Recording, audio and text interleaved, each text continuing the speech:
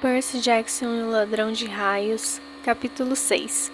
Minha transformação em Senhor Supremo do Banheiro.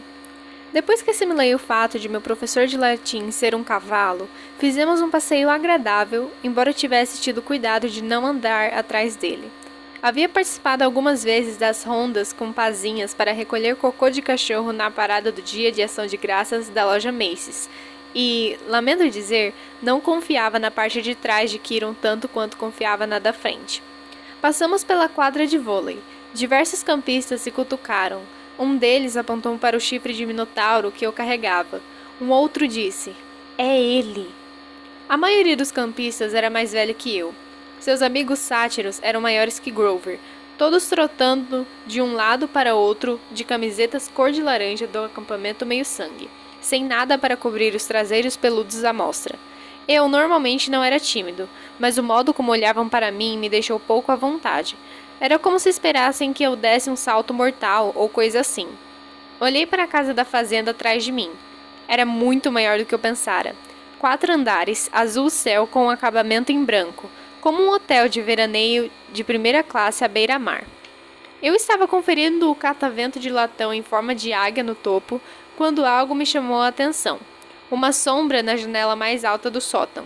Alguma coisa havia mexido na cortina. Só por um segundo, e tive a nítida impressão de que estava sendo observado. "O que há lá em cima?" perguntei a Kiron. Ele olhou para onde eu estava apontando e seu sorriso desapareceu. "Apenas o sótão." "Apenas o sótão. Mora alguém lá?" "Não", disse em tom definitivo. "Nem uma única coisa viva." Tive a sensação de que ele falava a verdade, mas também tinha certeza de que algo havia mexido naquela cortina. "Venha, Percy", disse Kiron, um tom despreocupado, agora um pouco forçado. "Há muito para ver." Caminhamos pelos campos de morango, onde campistas colhiam alqueires de morangos enquanto um sátiro tocava uma melodia numa flauta de bambu. Kiron me contou que o acampamento cultivava uma bela safra para exportar para os restaurantes de Nova York e para o Monte Olimpo. "Paga as nossas despesas", explicou, "e os morangos não exigem esforço quase nenhum." Ele disse que o Sr. D produzia esse efeito sobre plantas frutíferas. Elas simplesmente enlouqueciam quando ele estava por perto. Funcionava melhor com as vinhas, mas o Sr. D estava proibido de cultivá-las. Portanto, em vez delas, eles plantavam morangos. Observei o sátiro tocando a flauta. A música fazia com que filas de insetos saíssem dos canteiros de morangos em todas as direções, como se fugissem de um incêndio. Imaginei se Grover podia fazer esse tipo de mágica com música. Imaginei se ainda estava dentro da casa, levando broncas do Sr. D. "Grover não vai ter muitos problemas, vai?" perguntei a Kiron. "Quer dizer, ele foi um bom protetor, sem dúvida." Kiron suspirou, tirou o casaco de tweed e jogou-o por cima do seu lombo de cavalo como uma sela. "Grover sonha alto, Percy. Talvez mais alto do que seria razoável. Para atingir seu objetivo, ele precisa primeiro demonstrar uma grande coragem, tendo sucesso como guardião, encontrando um novo campista e trazendo-o em segurança à colina meio-sangue." "Mas ele fez isso." "Eu poderia concordar com você", disse Kiron, "mas não cabe a mim julgar. Dionísio e o conselho dos anciãos de casco fendido devem decidir. Receio que possam não ver essa missão como um sucesso. Afinal, Grover perdeu você em Nova York. Depois, ao desventurado destino da sua mãe. E o fato de que Grover estava inconsciente quando você o arrastou até os limites da propriedade. O conselho pode questionar se isso demonstra alguma coragem da parte de Grover." Eu quis protestar. Nada do que acontecera havia sido por culpa de Grover. Também me sentia muito, muito culpado. Se não tivesse escapado de Grover na estação de ônibus, ele poderia não ter se envolvido em encrenca. "Ele vai ter uma segunda chance, não vai?" Kiron retraiu-se. "Infelizmente, aquela era a segunda chance de Grover, Percy. Além disso, o conselho não estava muito ansioso em lhe dar outra oportunidade, depois do que aconteceu na primeira vez, 5 anos atrás. O Olimpo sabe. Eu o aconselhei a esperar mais tempo antes de tentar de novo. Ele ainda é muito pequeno para a sua idade." "Que idade ele tem?" 28. O quê? E ainda está no 7º ano? Os sátiros amadurecem no dobro do tempo dos seres humanos, Percy. Grover teve idade equivalente a de um aluno de escola secundária nos últimos 6 anos. Que coisa horrível! De fato, concordou Quirrell. De qualquer modo, Grover está atrasado, mesmo pelos padrões de sátiro, e ainda não avançou muito em magia do bosque. O pobre estava ansioso por perseguir o seu sonho. Talvez agora encontre alguma outra carreira. Isso não é justo, disse eu. O que aconteceu na primeira vez? Foi mesmo assim tão ruim? Quirrell desviou os olhos depressa. Vamos andando? Mas eu ainda não estava pronto para mudar de assunto. Uma coisa me ocorrera quando Quirrell falou sobre o destino da minha mãe, como se estivesse intencionalmente evitando a palavra morte. O princípio de uma ideia, uma pequenina e esperançosa chama, começou a se formar em minha cabeça. Quirrell, disse eu, se os deuses, o Olimpo e tudo isso são reais? Sim, criança. Isso significa que o mundo inferior também é real? A expressão de Quirrell se fechou. Sim, criança. Ele fez uma pausa, como se estivesse escolhendo as palavras cuidadosamente. Há um lugar para onde vão os espíritos após a morte. Mas, por ora, até que saibamos mais, eu recomendaria que tirasse isso da sua cabeça. O que quer dizer com até que saibamos mais? Venha, Percy. Vamos ver os bosques. Quando nos aproximamos, me dei conta de como a floresta era enorme. Tomava pelo menos 1/4 do vale, com árvores tão altas e largas que a impressão era de que ninguém entrará lá desde os nativos americanos. Quirrell disse, os bosques têm provisões, se você quiser tentar a sorte, mas vá armado. Provisões de quê? Perguntei. Armado com o quê? Você verá. O jogo, Capture a Bandeira, é na sexta-feira à noite. Você tem a sua própria espada e escudo? Minha própria... Não, disse Quirrell. Não creio que tenha. Acho que o tamanho 5 vai servir. Mais tarde vou visitar o arsenal. Quis perguntar que tipo de acampamento de verão tem um arsenal, mas havia muito mais a pensar, portanto o passeio continuou. Vimos a linha de tiro com arco e flecha, o lago de canoagem, os estábulos, dos quais Quirrell parecia não gostar muito, a linha de lançamento de dardo, o anfiteatro para cantoria e a arena, onde Quirrell disse que eles realizavam lutas de espadas e lanças. Lutas de espadas e lanças? Perguntei. Desafios entre chalés e coisas assim, explicou ele. Não são letais, normalmente. Ah, sim, e há também o refeitório. Quirrell apontou para um pavilhão ao ar livre, emoldurado por colunas gregas brancas, sobre uma colina que dava para o mar. Havia uma dúzia de mesas de piquenique de pedra, sem telhado, sem parede. O que vocês fazem quando chove? Perguntei. Quirrell me olhou como se eu tivesse ficado meio maluco. Ainda assim temos de comer, não temos? Resolvi deixar para lá. Finalmente, ele me mostrou os chalés. Havia 12 deles alinhados no bosque junto ao lago. Estavam dispostos em 2 na frente e 5 enfileirados de cada lado. E eram, sem dúvida, o mais estranho conjunto de construções que já vi. A não ser pelo fato de cada um ter um grande número de latão acima da porta, ímpares do lado esquerdo, pares do direito, eram totalmente diferentes um do outro. O número 9 tinha chaminés como uma minúscula fábrica. O número 4 tinha tomateiros nas paredes e uma cobertura feita de grama de verdade. O 7 parecia feito de um ouro sólido que reluzia tanto à luz do sol que era quase impossível de se olhar.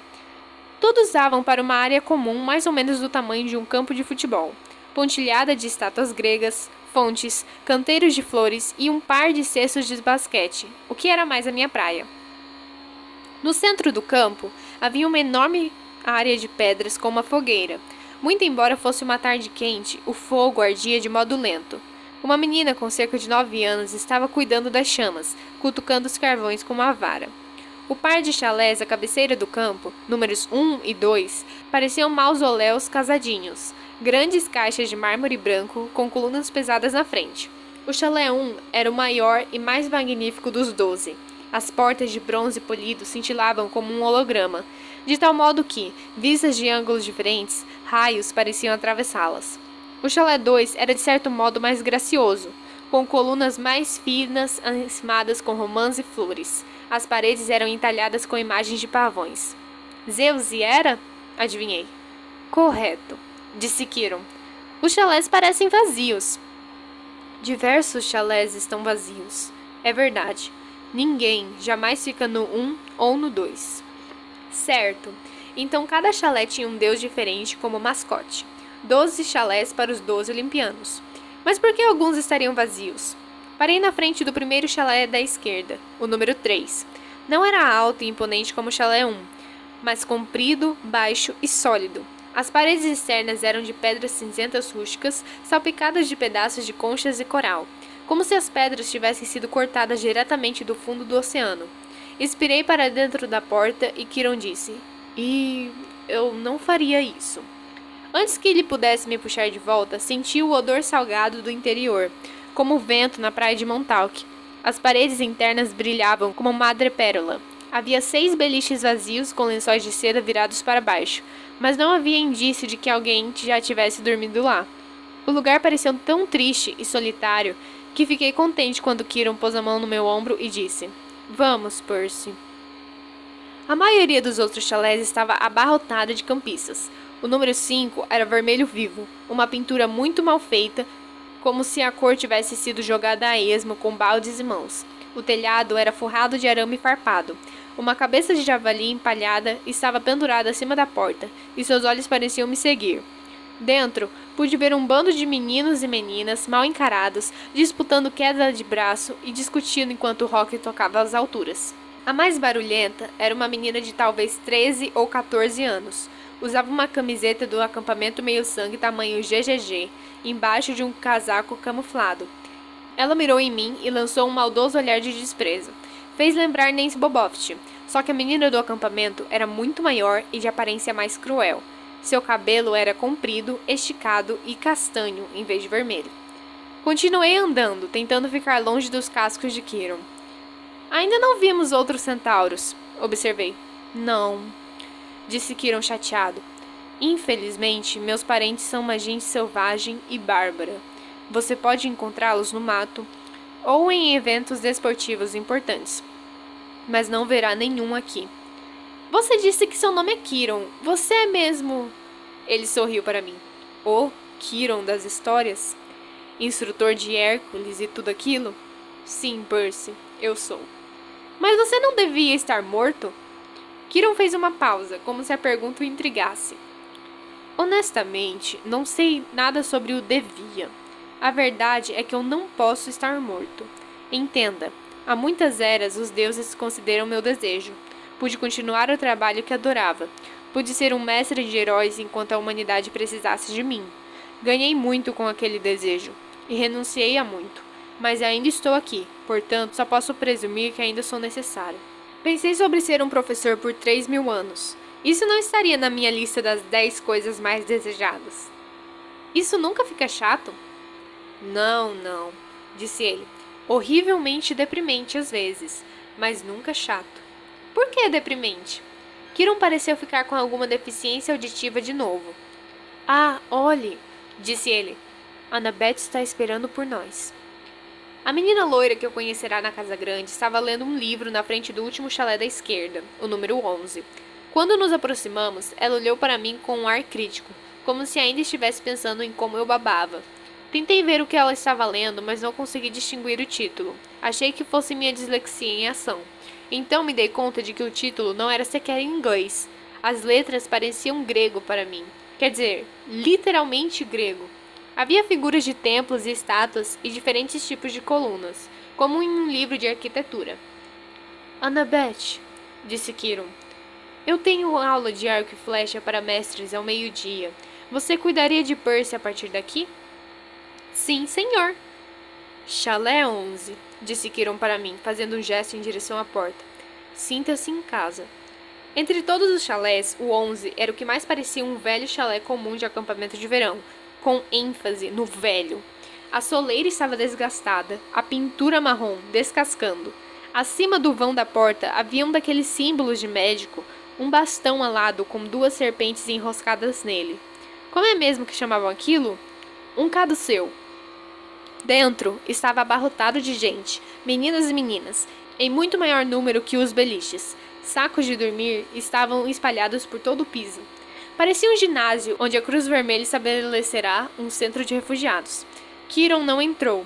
A porta era muito baixa para ele, mas quando os campistas o viram, todos se puseram em pé e fizeram uma reverência respeitosa. Então tudo bem, disse Kiron. Boa sorte, Percy. Vejo você no jantar. Ele partiu a galope rumo à linha de arco e flecha. Fiquei em pé no vão da porta, olhando para a garotada. Não estavam mais se curvando. Olhavam para mim, medindo-me com os olhos. Conheço essa rotina. Havia passado por ela em muitas escolas. Tudo bem? Instigou Annabeth. Vá em frente. Então, naturalmente, tropecei ao passar pela porta e fiz um completo papel de bobo. Houve algumas risadinhas dos campistas, mas nenhum deles disse nada. Annabeth anunciou. Percy Jackson, apresento-lhe o chalé 11. Normal ou indeterminado? Perguntou alguém. Eu não sabia o que dizer, mas Annabeth disse. Indeterminado. Todos gemeram. Um cara que era um pouco mais velho que o restante chegou para frente. Vamos, vamos, campistas. É para isso que estamos aqui. Bem-vindo, Percy. Você pode ficar com aquele ponto no chão, logo ali. O cara tinha cerca de 19 anos e parecia muito legal. Era alto e musculoso, com cabelo cor de areia, aparado curto e um sorriso amigável. Usava uma camiseta regata laranja, calças cortadas, sandálias e um colar de couro com 5 contas de argila em cores diferentes.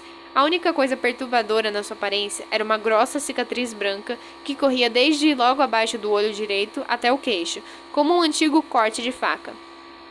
Este é Luke, disse Annabeth, e sua voz pareceu mudar um pouco. Dei uma olhada nela e poderia ter jurado que estava ficando vermelha. Ela me viu olhando e sua expressão endureceu de novo. Ele é seu conselheiro por enquanto. Por enquanto? Perguntei. Você é indeterminado, explicou Luke pacientemente. Eles não sabem qual chalé acomodá-lo, então você está aqui. O chalé 11 recebe todos os recém-chegados, todos os visitantes, naturalmente. Hermes, o nosso patrono, é o deus dos viajantes. Olhei para o minúsculo espaço de chão em que eles me deram. Eu não tinha nada para pôr ali e marcá-lo como meu. Nenhuma bagagem, nenhuma roupa, nenhum saco de dormir. Apenas o chifre do Minotauro. Pensei em colocá-lo ali, mas então lembrei que Hermes era também o deus dos ladrões. Corri os olhos pelos rostos dos campistas, alguns mal-humorados e desconfiados, outros com um sorriso idiota, alguns me olhando como se esperassem uma oportunidade de limpar os meus bolsos. Quanto tempo vou ficar aqui? Perguntei. Boa pergunta, disse Luke. Até você ser determinado. Quanto tempo isso vai levar? Todos os campistas riram. Venha, disse Annabeth. Vou lhe mostrar o pátio de vôlei. Eu já vi. Venha! Ela agarrou meu pulso e me arrastou para fora. Pude ouvir o pessoal do chalé dando risadas atrás de mim. Quando estávamos a poucos metros de distância, Annabeth disse. Jackson, você precisa fazer melhor do que isso. O quê? Ela revirou os olhos e murmurou baixinho. Não posso acreditar que achei que você fosse o cara. Qual é o seu problema? Eu agora estava ficando zangado. Tudo o que eu sei é que matei um sujeito touro. Não fale assim, disse Annabeth. Você sabe quantos neste acampamento gostariam de ter tido a sua chance? De ser mortos? De enfrentar um minotauro. Para que você acha que nós treinamos? Eu sacudi a cabeça. Olhe, se a coisa contra a qual eu lutei era realmente o minotauro, o mesmo das histórias? Sim. Então só existe um? Sim. E ele morreu. Tipo, 1 zilhão de anos atrás, certo? Teseu o matou no labirinto, portanto... Monstros não morrem, Percy. Eles podem ser mortos, mas eles não morrem. Ah, obrigado, agora entendi tudo. Eles não têm alma, como você e eu.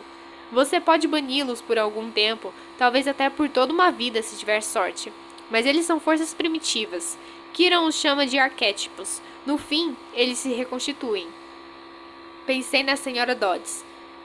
Você quer dizer que eu matei um, acidentalmente, com uma espada. Quer dizer, a sua professora de matemática.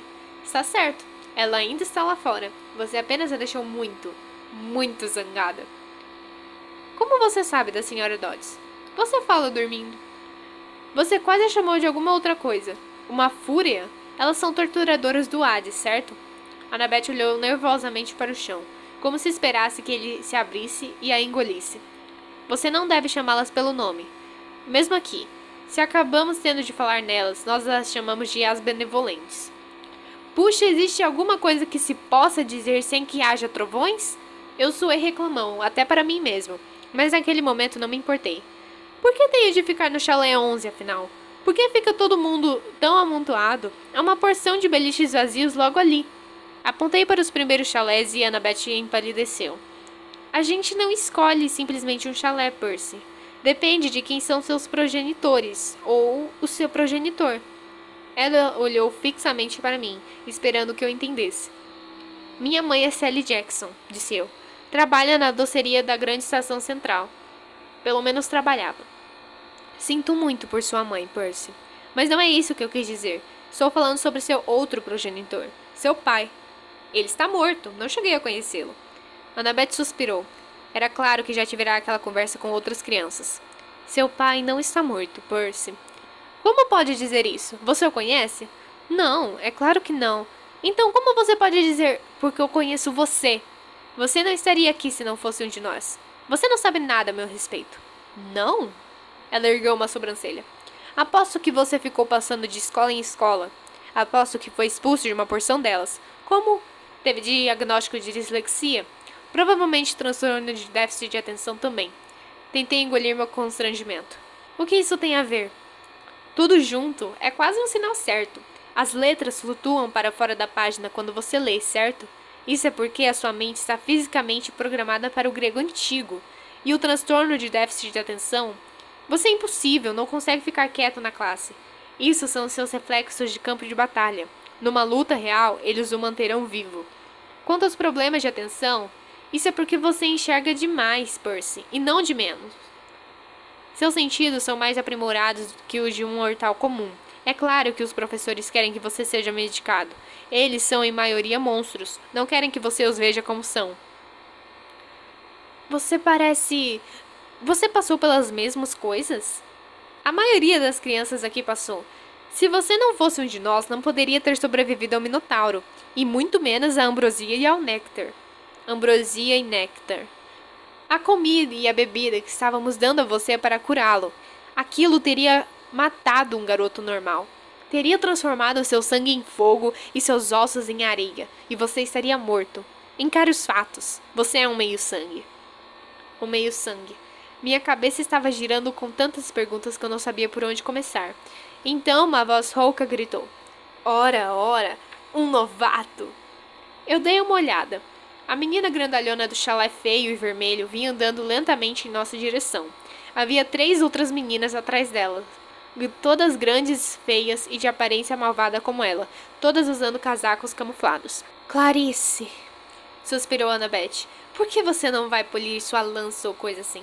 Claro, senhorita princesa, disse a grandalhona, para poder atravessar você com ela na sexta-feira à noite. Eres coracas, disse Annabeth, o que eu de algum modo entendi que era vá para os corvos, em grego, embora tivesse a sensação de que devia ser uma praga pior do que parecia. Você não tem chance. Vamos transformá-la em pó, disse Clarice, mas seu olho se crispou. Talvez ela não tivesse certeza de poder cumprir a ameaça. Voltou-se para mim. Quem é este nanico? Percy Jackson, disse Annabeth. Esta é Clarice, filha de Ares.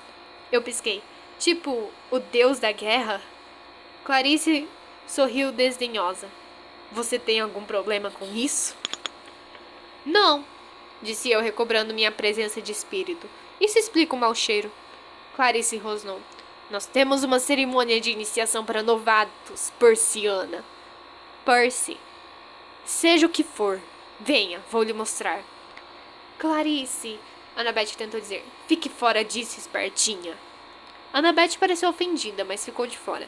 E eu realmente não queria a ajuda dela. Eu era o novato. Tinha de construir minha própria reputação. Entreguei a Annabeth meu chifre de minotauro e me preparei para a luta. Mas antes que eu percebesse, Clarice tinha me segurado pelo pescoço e me arrastava na direção de um edifício de blocos de concreto que percebi imediatamente que era o banheiro. Eu chutava e dava murros no ar. Já tinha estado em muitas brigas antes, mas aquela Clarice grandalhona tinha mãos de ferro. Arrastou-me para dentro do banheiro das meninas. Havia uma fileira de vasos sanitários de um lado e uma fileira de chuveiros do outro. Cheirava como qualquer banheiro público, e eu estava pensando, tanto quanto podia pensar com Clarice me arrancando os cabelos, que se aquele lugar pertencia aos deuses, eles deviam poder comprar privadas melhores. As amigas de Clarice estavam todas rindo, e eu tentava encontrar a força que usará para enfrentar o Minotauro, mas ela simplesmente não estava lá. Como se ele fosse dos três grandes, disse Clarice, me empurrando em direção a um dos vasos. Certo, o Minotauro provavelmente caiu na risada de tão bobo que ele parecia. As amigas abafaram o riso. Annabeth ficou no canto, com as mãos na frente do rosto, observando atrás dos dedos. Clarice me forçou sobre os joelhos e começou a empurrar minha cabeça para dentro do vaso sanitário, que fedia a canos enferrujados e, bem, ao que vai para dentro de vasos sanitários. Fiz esforço para manter a cabeça erguida. Estava olhando para a água imunda e pensando, eu não vou enfiar a cabeça naquilo, não vou. Então algo aconteceu. Senti uma pressão violenta na boca do estômago. Ouvi os encanamentos roncando, os canos estremeceram. A mão de Clarice no meu cabelo afrouxou. A água pulou para fora do vaso, formando um arco por cima da minha cabeça, e em seguida me vi estatelado sobre os ladrilhos do piso do banheiro, com Clarice berrando atrás de mim. Eu me virei bem no momento que a água explodiu para fora do vaso outra vez, atingindo Clarice bem no rosto com tanta força que a fez cair de traseiro no chão. A água continuou jogando em cima dela como o jato de uma mangueira de incêndio, empurrando-a para trás, para dentro de um boxe de chuveiro. Ela se debateu, esbaforida, e as amigas começaram a ir em sua direção. Mas então os outros vasos também explodiram, e mais 6 jorros de água de privadas empurraram de volta. Os chuveiros também entraram em ação, e em conjunto, todos os dispositivos lançaram as meninas camufladas para fora do banheiro, fazendo-as rodopiar como pedaços de lixo sendo removidos com jatos d'água. Assim que elas foram postas porta fora, senti a pressão nas minhas entranhas se aliviar, e a água parou de jorrar tão depressa quanto começará. O banheiro inteiro estava inundado. Annabeth não tinha sido poupada. Estava toda molhada e pingando, mas não fora empurrada para fora. Estava em pé, exatamente no mesmo lugar, me olhando em estado de choque. Olhei para baixo e me dei conta de que estava sentado no único ponto seco em todo o recinto. Havia um círculo de piso seco em volta de mim. Não havia nenhuma gota d'água nas minhas roupas. Nada. Levantei com as pernas trêmulas. Annabeth disse, como você... Eu não sei. Caminhamos até a porta. Do lado de fora, Clarice e as amigas estavam prostradas na lama, e um bando de outros campistas se reunirá em volta para olhar, perplexos. O cabelo de Clarice estava colado no rosto. O casaco camuflado estava encharcado e ela cheirava a esgoto. Ela me lançou um olhar de ódio absoluto. Você está morto, novato. Está totalmente morto. Talvez eu devesse ter deixado para lá, mas disse. Quer gagarejar com a água de privada de novo, Clarice? Cale essa boca. As amigas tiveram de segurá-la. Arrastaram-na para o chalé 5, enquanto os outros campistas abriam caminho para evitar seus braços e pernas que esperneavam. Annabeth olhou para mim. Eu não sabia dizer se ela estava apenas enojada ou zangada comigo, por encharcá-la. O que foi? Perguntei. O que está pensando? Estou pensando? Disse ela. Que quero você, no meu time para capturar a bandeira.